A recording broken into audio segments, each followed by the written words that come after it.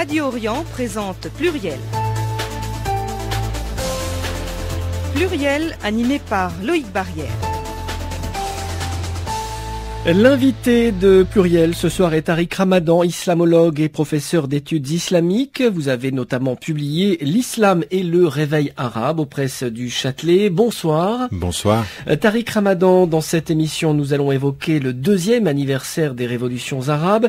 Mais j'aimerais qu'on consacre le début de cette émission à la mort de Stéphane Hessel, ancien résistant, ancien déporté, diplomate. Il a participé à la rédaction de la Déclaration universelle des droits de l'homme. Il avait défendu les sans-papiers, les Roms, mais aussi la cause palestinienne, l'un des grands combats de sa vie.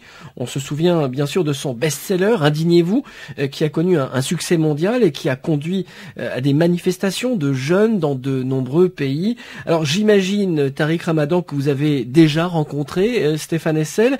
Qu'est-ce que vous retenez de cette personnalité hors norme ? Écoutez, d'abord, ce que vous venez d'en dire, une personnalité hors norme, pas seulement parce que je pense que très très souvent dans ce qui est la couverture médiatique, on parle de ses positions sur la Palestine, mais c'est beaucoup plus généralement ses positions d'être humain engagé. Le texte Indignez-vous, qui n'est pas son meilleur texte, il a été le plus vendu, mais c'est un petit texte qui est très très court. Ce qu'il reconnaissait lui-même. Bien sûr, il a eu un engagement sur ce que vous avez dit, les sans-papiers, la dignité humaine, et il a intégré la cause palestinienne à ce combat-là. Et donc je pense que c'était d'abord un homme de courage, un homme de conviction, un homme qui, en même temps qu'il voulait dire non, voulait garder de l'espoir et de l'espérance, qu'il a mené jusqu'à la fin de sa vie, puisque il a été très très actif jusqu'au bout. Et donc c'est fondamentalement pour moi un message universel, un homme de conviction universelle et de principe, dont je tiens à saluer la personne, le cœur, le courage. Je l'ai rencontré à plusieurs reprises. On a d'ailleurs eu une conférence annulée à un moment donné, on devait intervenir ensemble. Et de ce point de vue, je reconnaissais chez lui quelqu'un qui est resté droit et honnête vis-à-vis de ses principes, quelles qu'aient été les pressions qui se sont faites sur lui pour changer d'opinion, pour se taire. Vous parlez de pression, de conférences annulées, Tariq Ramadan. Dans une émission que Radio Orient avait enregistrée chez lui fin 2008, Stéphane Hessel disait que la création d'un État palestinien n'aurait pas lieu de son vivant. La cause palestinienne lui tenait très à cœur et à cause de ses prises de position, il a même été qualifié d'antisémite. Qu'est-ce que vous retenez aussi de cela, de ces prises de position et je dirais des réactions qui ont entouré parfois ces déclarations sur la cause palestinienne? Malheureusement, il a été lui-même soumis à la même enseigne que beaucoup d'activistes qui prennent position pour la Palestine en France et ailleurs, mais en particulier en France. Il était de tradition juive et on lui a renvoyé le fait que c'était un juif qui détestait ce qu'on a entendu pour Edgar Morin, ce qu'on a entendu pour d'autres intellectuels qui ont osé dire qu'ils n'avaient rien et qu'ils étaient juifs ou de tradition juive athée ou croyants, mais qu'ils ne confondaient pas le fait d'être juifs avec le soutien aveugle à l'État d'Israël. Qu'ils ont payé cher en matière de procès, en matière d'insultes, et puis en matière de liberté d'expression. On me l'a dit à moi très souvent, vous savez, on m'a dit, si tu veux être mieux reçu en France, cesse de parler de la Palestine. Et c'est vrai, et c'est une évidence qu'aujourd'hui, il y a des pressions, il y a, que ce soit très très haut, au niveau du gouvernement, au niveau d'un certain nombre d'institutions, ce que vient d'écrire, ou la réaction du CRIF, par exemple, à la mort de Joseph Hessel, Stéphane Hessel. Pardon, oui, c'est un autre. Oui, Stéphane Hessel. Cette réaction-là, elle est politique. Elle est pas digne de ce qu'on devrait avoir comme réaction aujourd'hui. Et je pense que ça, c'est le côté politique et politicien qui a pris le dessus dans finalement la vraie question qui est celle du droit des Palestiniens et du droit au respect de ce peuple aujourd'hui. Difficile à faire entendre en France. Et le paradoxe, c'est que c'est une personnalité qui a été engagée pendant de très nombreuses années, mais le grand public a appris à le connaître alors qu'il avait dépassé les 90 ans. On a l'impression que c'est propre à la France. Il y a eu l'abbé Pierre, il y a eu Sœur Emmanuel, Edgar Morin aussi joue en sorte ce rôle de conscience des Français. Ça vous frappe aussi le fait qu'il y ait des sages qu'on écoute aujourd'hui, qui sont finalement plus respectés que certains citoyens qui ont les mêmes prises de position? Bah écoutez, oui, dans un sens, c'est à la fois surprenant et à la fois assez normal. Surprenant parce qu'effectivement, un engagement de dizaines d'années, d'un demi-siècle en fait, de plus d'un demi-siècle pour la cause des opprimés ou de ceux qui sont la décolonisation. Exactement. Déjà sur cette prise de position, le fait d'avoir participé à la rédaction de la Déclaration des droits de l'homme, c'est quand même une institution, une mémoire et une figure de la France. Donc ça, c'est déjà une chose qu'il faut relever. Ajouter à cela le fait que il y a des circonstances historiques qui font qu'un certain nombre d'intellectuels, parce qu'ils écrivent un texte ou parce qu'ils sont là à un moment donné, sont reconnus dans un âge avancé. C'est ce qui a été sa situation, son cas, et donc cette voix du sage qui dit de là où il est que la politique française pour ce qui concerne les sans-abri, pour ce qui concerne l'immigration, et la politique internationale pour les droits des Palestiniens, eh bien c'est quelque chose qu'il a eu le courage de dire. Il faut aussi relever qu'un certain nombre,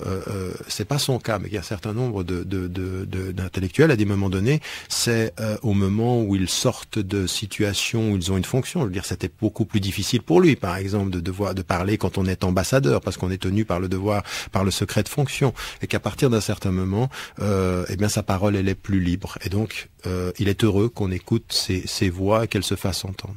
C'était un modèle pour vous? Un modèle de courage au sens où c'est un modèle oui, c'est un modèle de quelqu'un qui a des principes et qui était passionné par ces principes. Maintenant, on a pu sur des questions l'une ou l'autre, on peut avoir des divergences, on peut mais pour ce qui me concerne, une parole de justice, être dans la conviction et oser dire ce que l'on pense, et puis de faire face à des critiques, tout en sachant en même temps que s'il a fait face à des critiques, s'il a fait face à des pressions, si d'un point de vue politique on n'aimait pas tellement sa voix, il faut se rendre compte quand même qu'internationalement il a eu une reconnaissance de son combat, de son vivant, qui lui a donné de l'énergie. D'ailleurs, il a recommencé à voyager, à aller à gauche, à droite, même trop à mon sens, parce qu'à un moment donné, avec l'âge, il aurait fallu qu'il fasse attention, mais il a été emporté par un mouvement d'une reconnaissance folle, et je pense que quoi de plus motivant ou de gratifiant à un moment donné dans ce combat de voir ces millions de gens, je sais pas, à Madrid par exemple, qui s'appellent Les Indignés, du titre d'un livre qui faisait quelques pages et qui a ébranlé des consciences. Alors justement, le mouvement des Indignés a pris comme modèle les printemps arabes. Tout a commencé par le sacrifice de Mohamed Bouazizi. Cela fait maintenant 2 ans. On a célébré ce deuxième anniversaire il y a quelques semaines. La Tunisie, parlons-en, Tariq Ramadan. Ce pays vit une crise politique depuis plusieurs semaines, une crise qui a été aggravée par l'assassinat de l'opposant Chokri Belaïd. L'ancien Premier ministre Hamadi Jebali a tenté de former un gouvernement de technocrates contre l'avis de son parti, Ennahda. Il a fini par démissionner. C'est finalement le ministre de l'Intérieur, Ali Larayed, qui a été chargé de former le nouveau cabinet. Ennahda a fait une concession de taille mercredi en se disant prêt à renoncer au ministère régalien, ce qu'on lui demandait depuis déjà plusieurs jours. Quel regard portez-vous sur la situation actuelle en Tunisie? Écoutez, d'abord, contre l'avis de beaucoup, quand j'ai écrit le livre que vous avez cité tout à l'heure sur le réveil arabe, je disais que j'étais prudemment optimiste. Je ne voyais pas cette évolution de façon aussi aisée. J'étais moins optimiste sur d'abord sur les causes et les évolutions. Et donc malheureusement, je dis bien malheureusement, les faits me donnent raison sur ce qui est en train de se passer, parce qu'on a aujourd'hui un Moyen-Orient totalement déstabilisé. Vous avez parlé de la Tunisie, on voit ce qui se passe en Égypte, qui est aussi, on en parlera sans doute. Tout à fait. En Syrie, c'est une situation extrêmement grave, 170 personnes qui meurent par jour.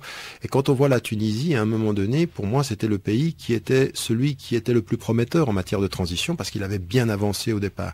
Et tout à coup, ce dont on s'est aperçu, c'est que des forces intérieures ont ajouté à la division. C'est-à-dire que non seulement on avait le pôle des laïcs contre le pôle des islamistes, et moi quand j'ai rendu visite, après 18 ans, je suis allé, il y a une année et demie, c'était il y a une année en Tunisie, je me suis retrouvé dans cette espèce de tension énorme entre ces deux pôles.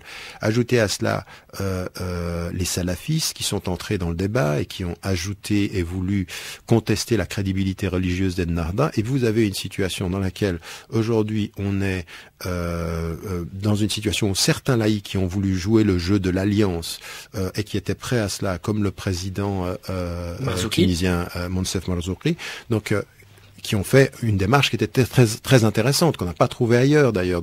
En Égypte, on n'a pas ceci, que se sont dit, il faut qu'on travaille ensemble.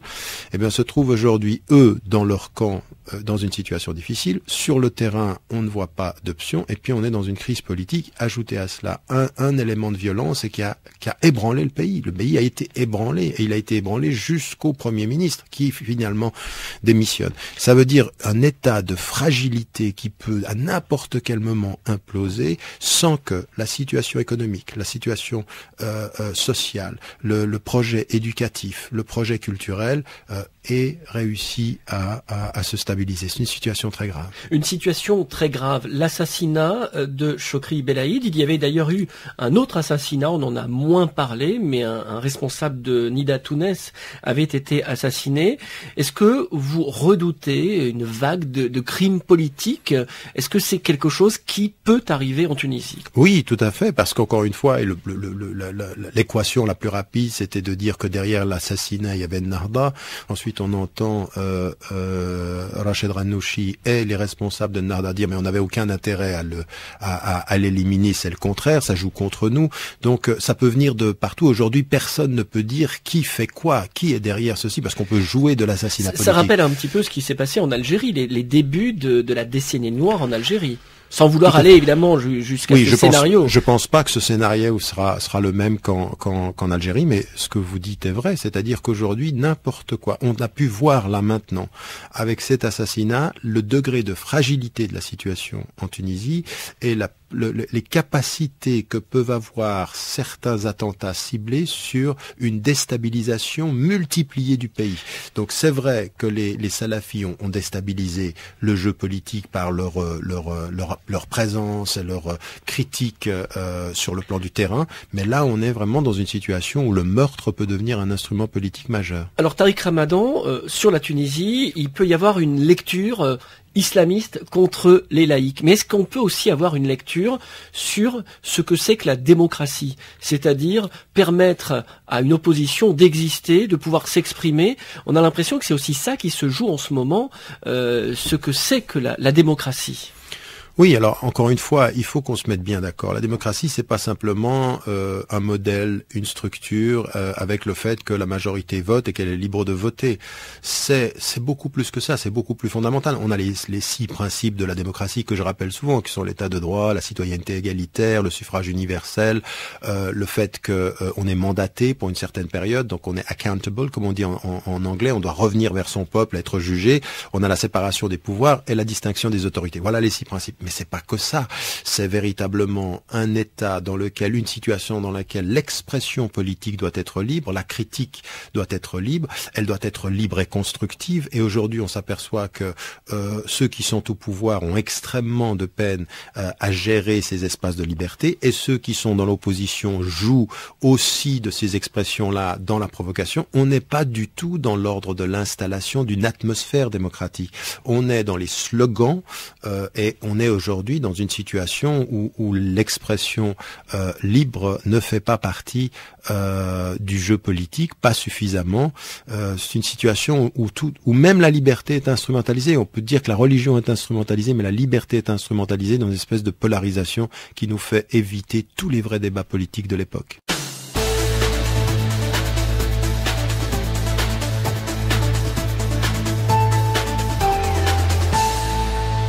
Retour sur le plateau de Pluriel en compagnie de Tariq Ramadan, islamologue et professeur d'études islamiques. Je rappelle le titre de votre dernier livre, L'islam et le réveil arabe aux presses du Châtelet. Une partie des Tunisiens se plaignent du poids que prennent les salafistes. Ils se sont attaqués à des mausolées comme celui très célèbre de Sidi Bou Saïd. On les a vus pénétrer dans les lycées, les universités pour y faire du prosélytisme. Des hôtels ont été aussi saccagés parce qu'ils vendaient de l'alcool. Il y a aussi le rôle de plus en plus important des milices islamistes proches des Nahda. Certaines roulent même en 4x4 avec le logo Sharta Islamia, police islamique. On a l'impression qu'on est en train de sortir de l'état de droit. Est-ce que ce sont des signes qui vous inquiètent ? Oui, ce qui m'inquiète, c'est plus que des signes. Ce qui m'inquiète, ce sont des politiques générales et transnationales qu'on est en train de voir. Vous savez, depuis les années 90, en commençant déjà à l'époque en parlant de ce qui est en train de se passer avec des mouvements comme les Taliban, qui n'étaient pas politiques, mais qui avaient été aussi instrumentalisés sur le plan politique. Le problème qu'on a avec des mouvements comme ceux-ci, c'est qu'ils sont très sincères religieusement parfois, mais très naïfs politiquement. Et donc, ce qu'il faut se poser, la question qu'il faut se poser, c'est qui sont-ils et qui peut les pousser à faire ce qu'ils sont en train de faire. Parce que, effectivement, aujourd'hui, il faut avoir une position extrêmement ferme sur des positions littéralistes, opposées à tout processus pluriel et démocratique, et qui mettent à mal, en fait, en l'occurrence, Ennahda comme dans leurs références religieuses, parce que moi, je ne pense pas, comme certains le laissent entendre, qu'il y a une alliance objective. Je pense que c'est très, très clairement en opposition à Ennahda en Tunisie, comme c'est en opposition aux frères musulmans en termes de crédibilité, et qu'ils sont poussés en l'occurrence à agir maintenant sur le plan politique. Ils sont poussés par qui? Par des États étrangers? Alors je pense qu'ils sont de l'intérieur. Il y a un véritable mouvement salafi dans tous ces pays, mais par exemple, quand je discutais, quand il était les premiers mois de sa présidence avec Monsef Marzouki, et qui me disait mais nous on les connaissait pas, on savait qu'il y avait des groupes comme ceci, mais tout à coup cette émergence de salafis qui commence, et puis des personnes qui viennent de l'étranger et qui commencent à tenir des discours. On le sait en Égypte, on le sait moins en Tunisie, mais ce qu'il y a aussi, c'est que il y a des organisations dont certaines sont d'Arabie Saoudite, d'autres sont du Qatar. Et on nous dit c'est pas les États, mais qui financent. Par exemple, Rand Corporation, ils ont sorti un rapport en disant que 80 millions de dollars ont été déversés en Égypte avant les élections, et le processus démocratique a amené 24% pour les salafis aux élections parlementaires. Donc il faut se poser la question de ces mouvements intérieurs et de ces poussées de l'extérieur qui servent à déstabiliser le pays, à rendre le pays politiquement ingérable, économiquement extrêmement faible. Et donc c'est aujourd'hui ce qu'on est en train de voir, et c'est pour ceci que de là où je suis, la position par rapport aux salafis, quand ils entrent en politique, ce littéralisme, cette violence, cette volonté d'imposer le bon respect des mœurs est à condamner. Il faut dire que ceci ne peut pas faire partie d'un processus de démocratisation dans ces sociétés. Vous avez parlé tout à l'heure de la naïveté de ces partis sur le plan politique. Depuis le début de ces révolutions, on voit des partis islamistes aux commandes dans plusieurs pays arabes, l'Égypte, le Maroc, on parlera d'ailleurs de ces deux pays tout à l'heure.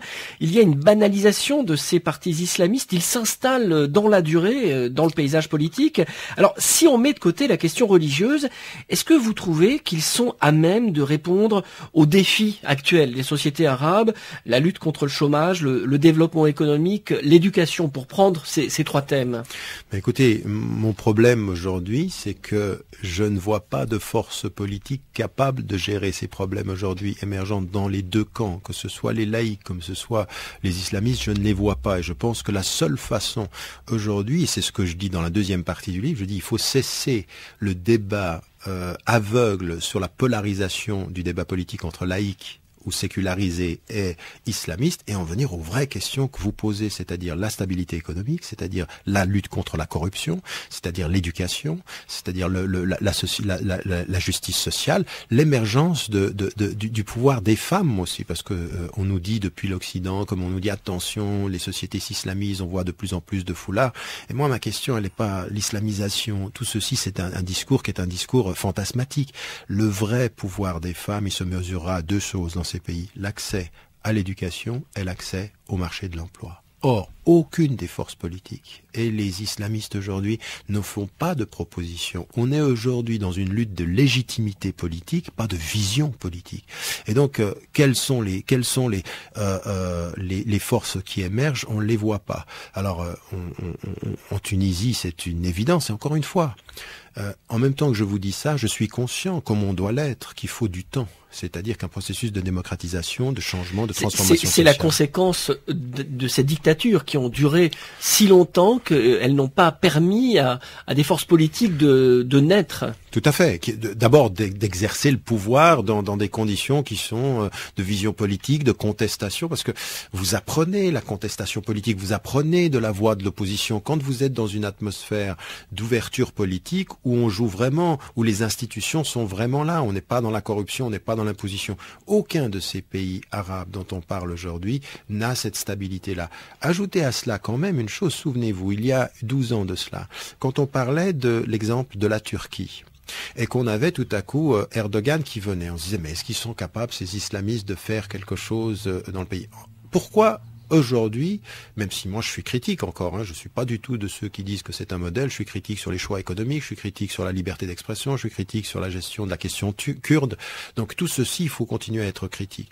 Mais il y a une chose qui est importante, la lutte contre la corruption.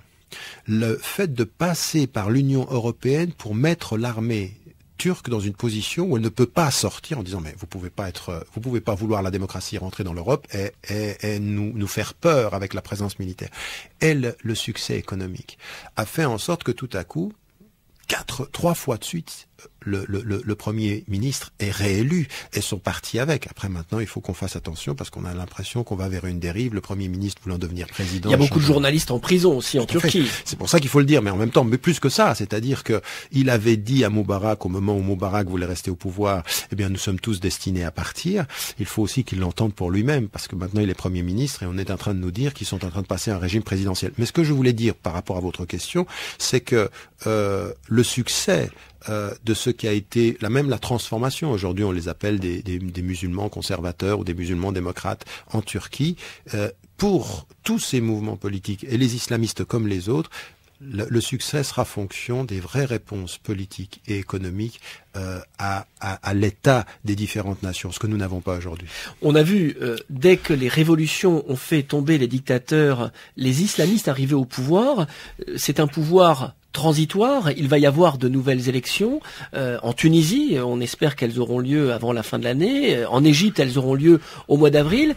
Les électeurs vont pouvoir finalement donner leur opinion sur un pouvoir qui a déjà exercé les responsabilités. Donc c'est un moment important, les mois qui viennent. Ah oui, c'est un moment extrêmement important. Maintenant, il y a 2 choses.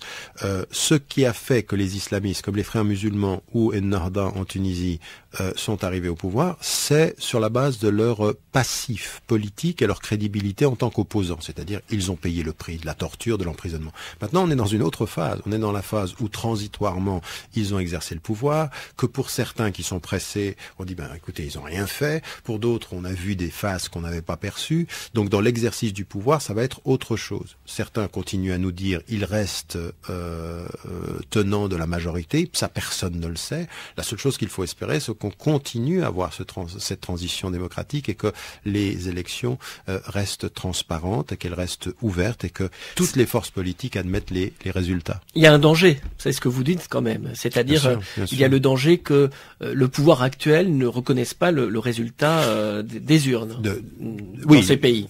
Que le pouvoir actuel ou que des opposants ou que des salafis, que quelle que soit la situation, vous ayez des forces politiques qui ne jouent plus le jeu. Alors parlons de l'Égypte, pays qui est cher à votre cœur, Tariq Ramadan. Comment vous percevez le rôle de l'opposition? Ils étaient très divisés avant la victoire des frères musulmans à l'élection présidentielle. On a vu tout de même un front se constituer avec les chefs de file de l'opposition.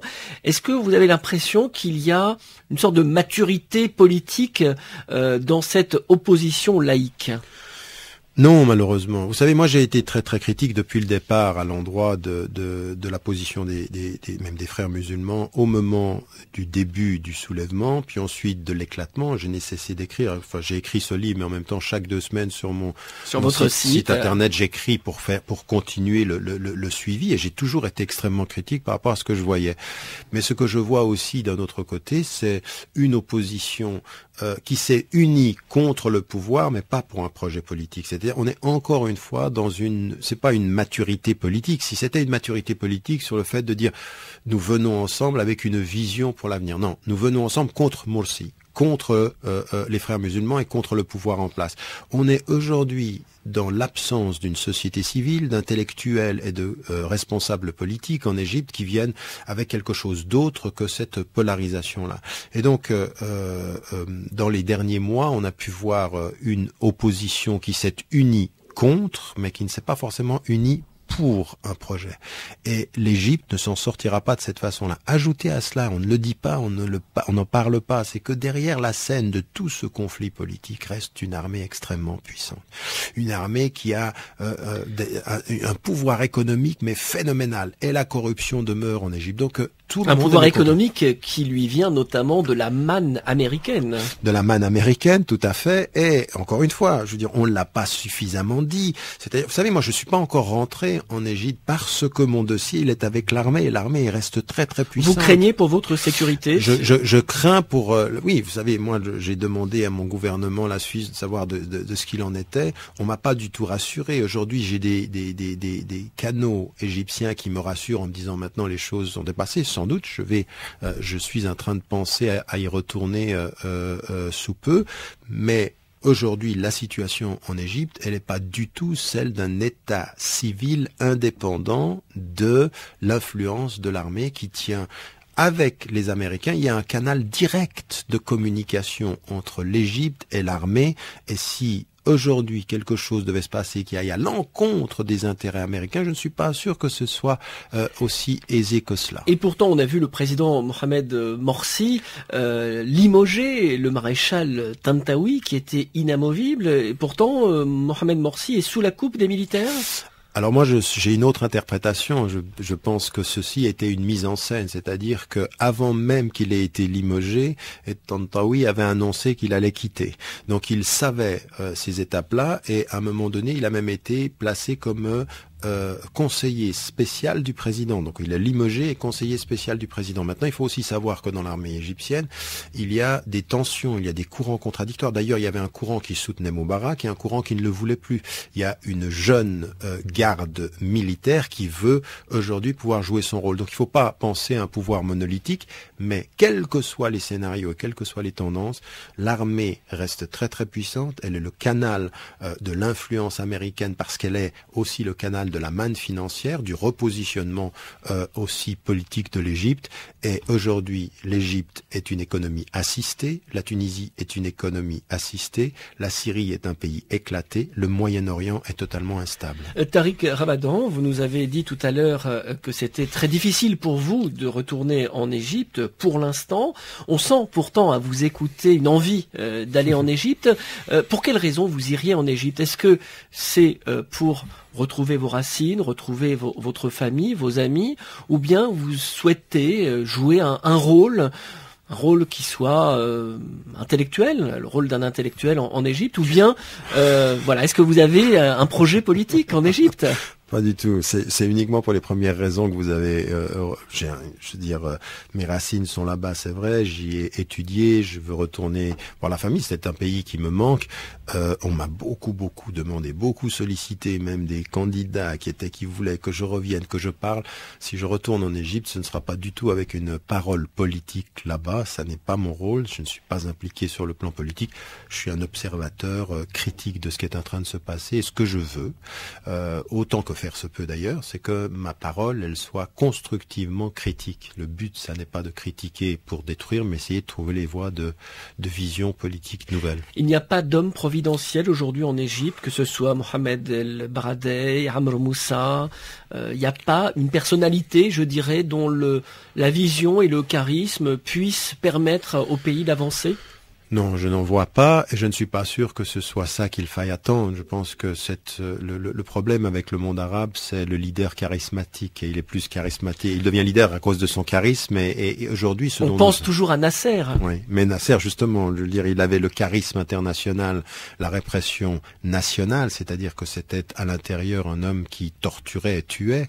Je veux dire, la raison pour laquelle je me retrouve je nais en Suisse Votre grand-père en a été victime? Mon grand-père est mort avant, mais lui, il était même dans le mouvement. Après, il s'est retourné, il a exécuté un nombre de gens incalculable. Il a été un tortionnaire à l'intérieur. Mais en même temps, c'est vrai, une figure internationale qui a été la fierté de l'Égypte parce qu'il a su, à des moments donnés, se positionner comme l'opposition à des diktats américains ou autres. Ce qui est important aujourd'hui pour l'Égypte, comme d'ailleurs pour la Tunisie, comme d'ailleurs pour le monde arabe, c'est qu'on soit moins émotionnel à la recherche d'un leader charismatique et beaucoup plus politique et intellectuel à la recherche de responsables politiques qui ont une vision, qui sont plus pragmatiques, qui ont aujourd'hui, qui sortent de ces polarisations et qui en viennent à vraiment établir des priorités. Nous avons une priorité éducative, une priorité politique, une priorité économique, une priorité de choix aujourd'hui. Est-ce qu'on va aller vers des relations sud-sud plus importantes? Parce que l'un des grands problèmes de ce qu'on a appelé le printemps arabe, c'est qu'il est arabe que parce qu'on y a vu un printemps, mais la réalité c'est que c'est très nationaliste. C'est les Égyptiens qui sont en train de se battre en Égypte, les Tunisiens, et on a des pays qui n'ont, il n'y a pas de relation sud-sud, il n'y a pas de vision transnationale. Or le monde arabe ne s'en sortira, et les pays du Sud ne s'en sortiront que quand ils sortiront de cette relation nord-sud pour établir des relations horizontales. On voit d'ailleurs deux pays voisins comme l'Algérie et le Maroc qui ont toujours une frontière fermée. Parlons du Maroc. C'est un pays, je dirais, un petit peu à part dans ces printemps arabes, car il y a à la fois le roi qui incarne la stabilité et puis ce premier ministre islamiste qu'on n'aurait pas imaginé accéder au gouvernement. Vous trouvez que le Maroc est un exemple intéressant dans ce printemps arabe?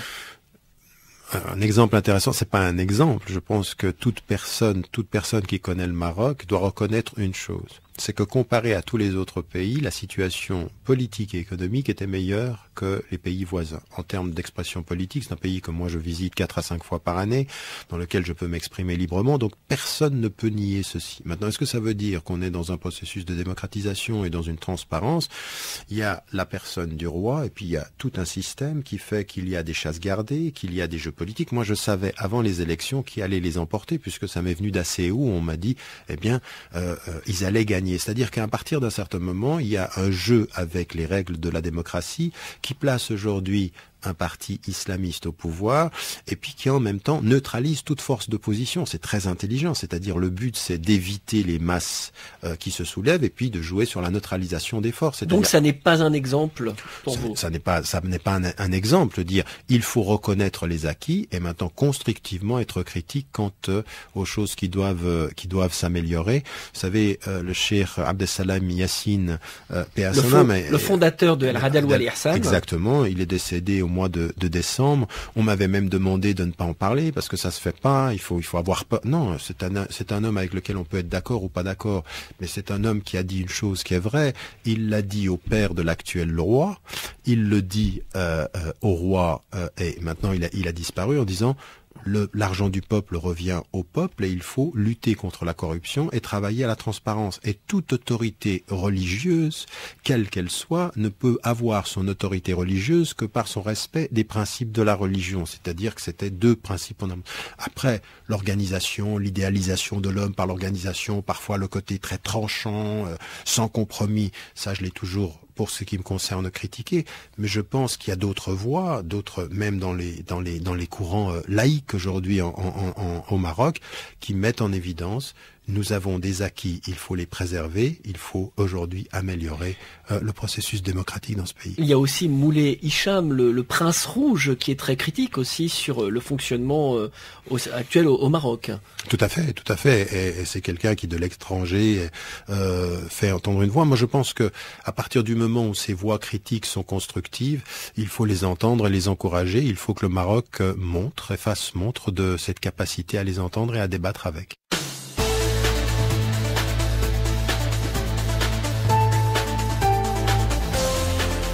Pluriel, animé par Loïc Barrière. Dernière partie de Pluriel avec Tariq Ramadan. Je rappelle le titre de votre livre, L'islam et le réveil arabe aux presses du Châtelet. Alors, la guerre se poursuit depuis près de 2 ans en Syrie. On se demande combien de temps cette guerre peut durer encore, puisque l'opposition ne dispose pas des armes nécessaires pour faire basculer les choses sur le plan militaire. La Russie ne bouge pas non plus. Selon vous, quelle pourrait être la solution pour mettre fin à cette guerre? Mais écoutez, la solution, moi je n'en ai pas une définitive. J'essaye de regarder un tout petit peu les options qui se présentent. Et moi je suis très très cynique, malheureusement cynique par rapport à ce qui est en train de se passer. Autant je ne veux pas qu'on revive le scénario de la Libye où, à la demande d'une zone aérienne protégée, finalement on a utilisé ceci, on est allé envahir le pays, en fait surtout pour des intérêts économiques et des intérêts pétroliers. Donc voilà ce qu'on a fait. Aujourd'hui la situation en Libye, contrairement à ce qu'on nous dit, elle est tout à fait instable. Seul est protégé finalement le complexe pétrolier général. À côté de ceci, ce qui est aujourd'hui visible, c'est qu'on a des forces comme de nouveau encore l'Arabie Saoudite et le Qatar qui veulent soutenir l'opposition jusqu'à donner des armes et donc qui sont en train d'entretenir un conflit armé.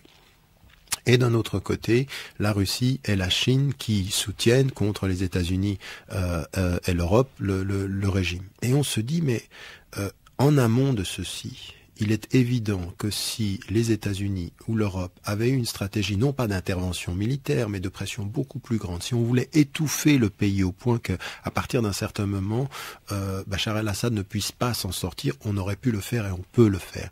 Mais moi je suis cynique, pourquoi? Parce que je pense qu'il y a un accord à ne pas être d'accord entre les Américains et les Russes et les Chinois pour qu'on ne trouve pas de solution. Parce qu'aujourd'hui, c'est ce qu'on appelle au département d'État américain des zones des conflits de basse intensité.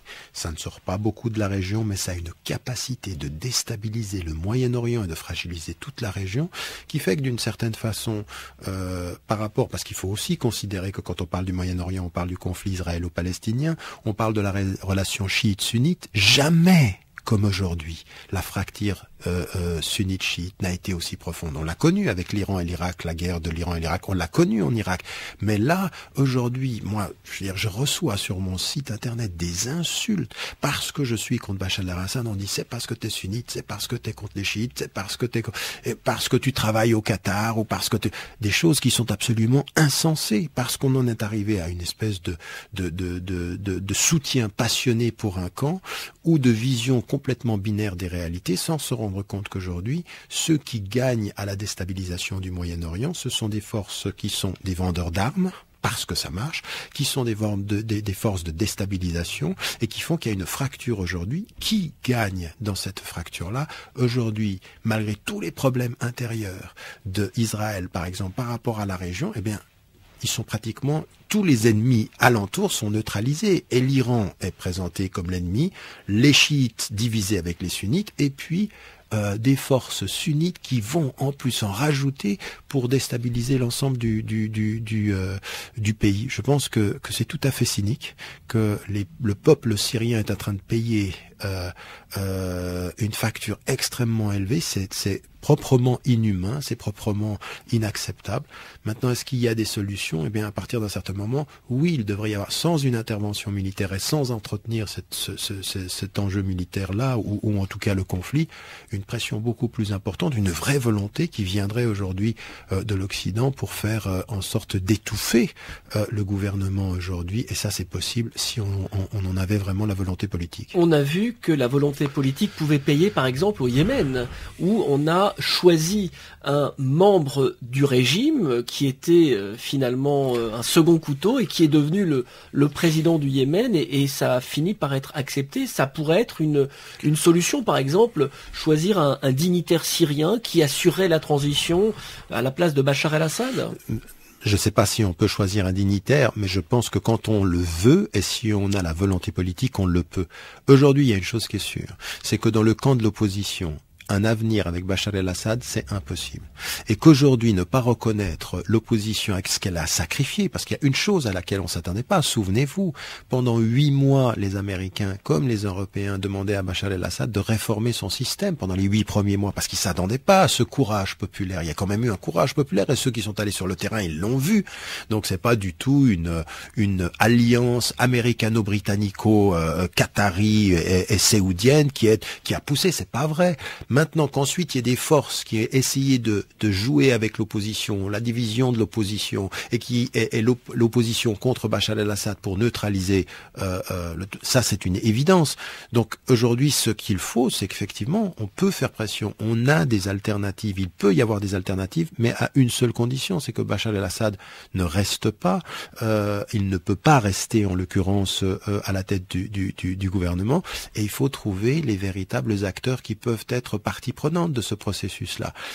Aujourd'hui, on fait tout pour nous dire on ne peut rien faire. Et qu'au bout du compte, quand on ne peut rien faire, eh bien, c'est une situation qui va durer très longtemps, à mon avis, et qui va justifier de politiques au Moyen-Orient qui sont extrêmement dommageables. C'est-à-dire que le Moyen-Orient aujourd'hui, avec ce qui se passe en Égypte, ce qui se passe au Yémen, ce qui se passe en Syrie, les divisions Iran et Liban, aujourd'hui est fondamentalement un espace complètement éclaté. On ne voit pas de vision.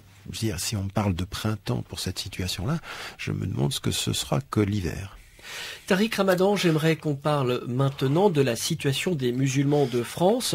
Sous le quinquennat de Nicolas Sarkozy, les musulmans ont eu le sentiment d'être instrumentalisés par la droite.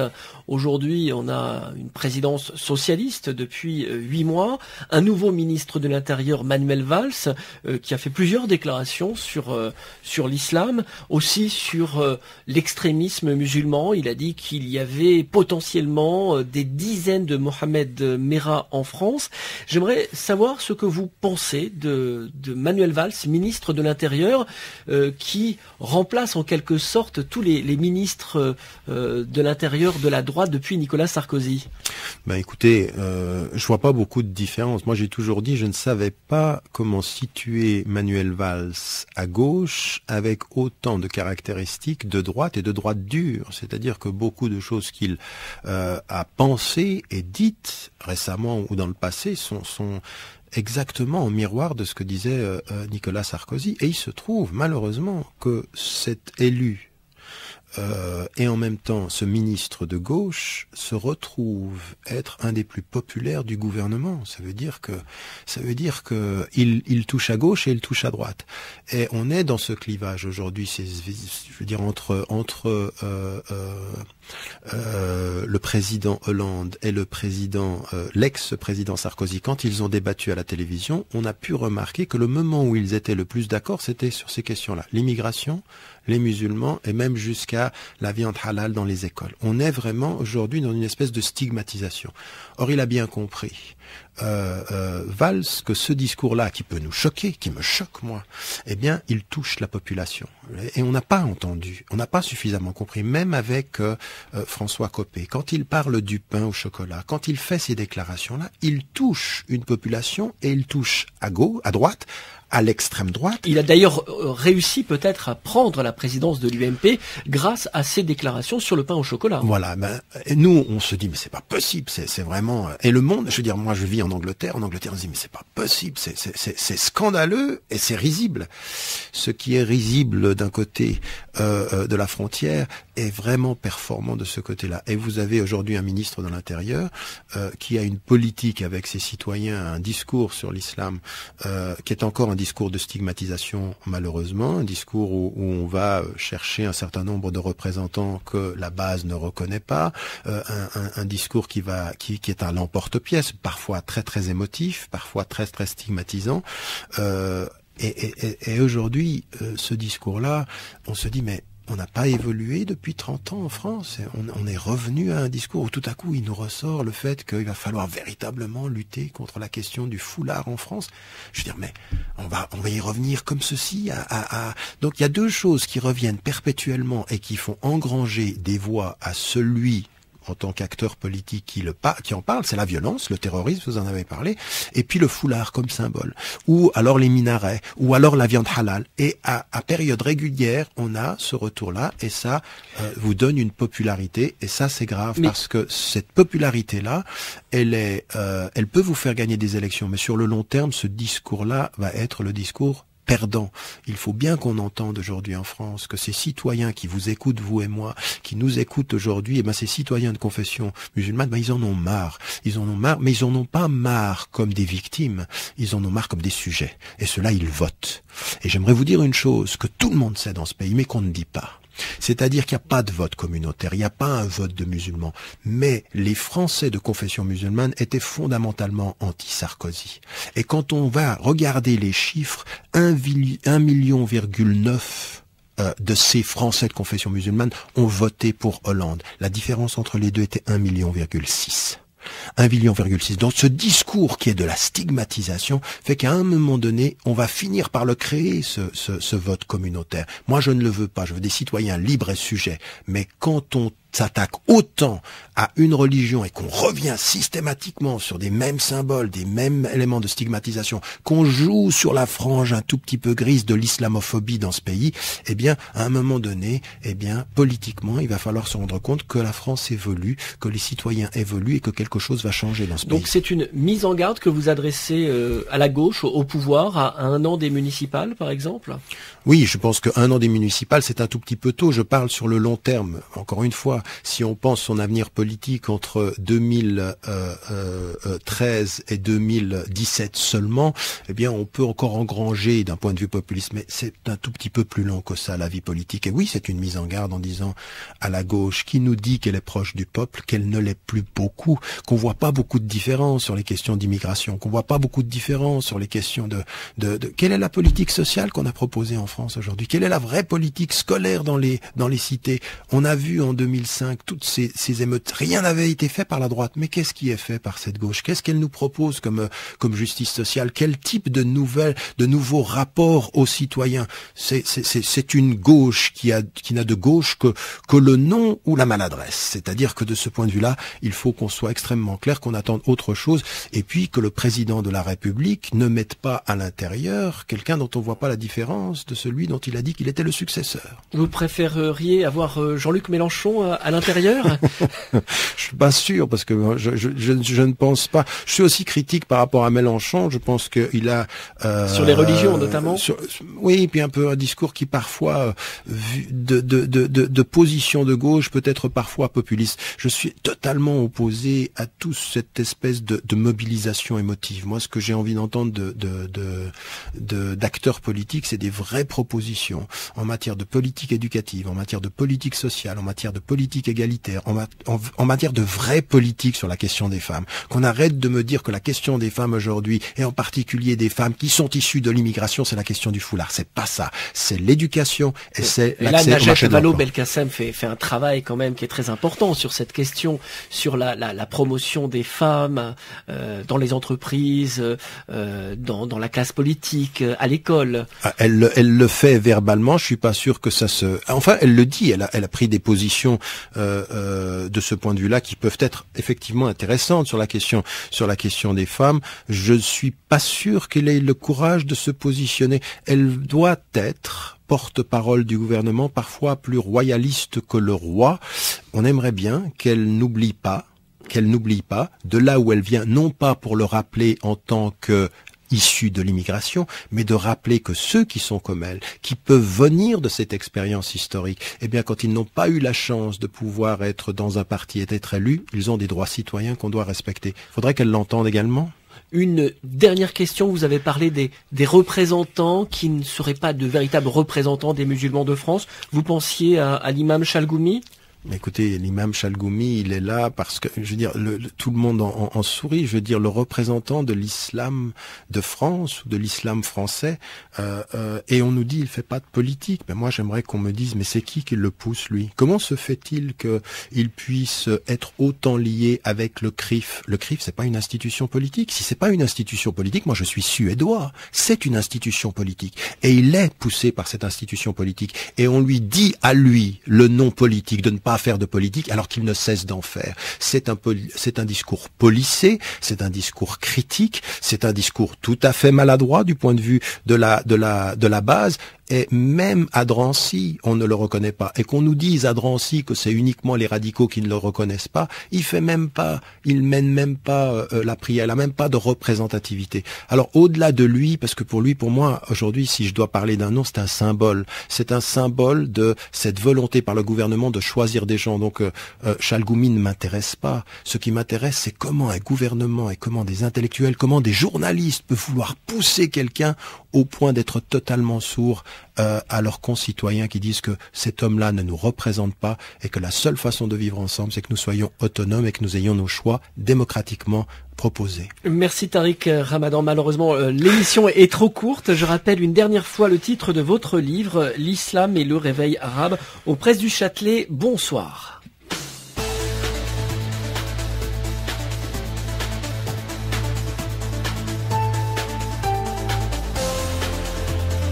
C'était Pluriel, une émission hebdomadaire présentée par Loïc Barrière.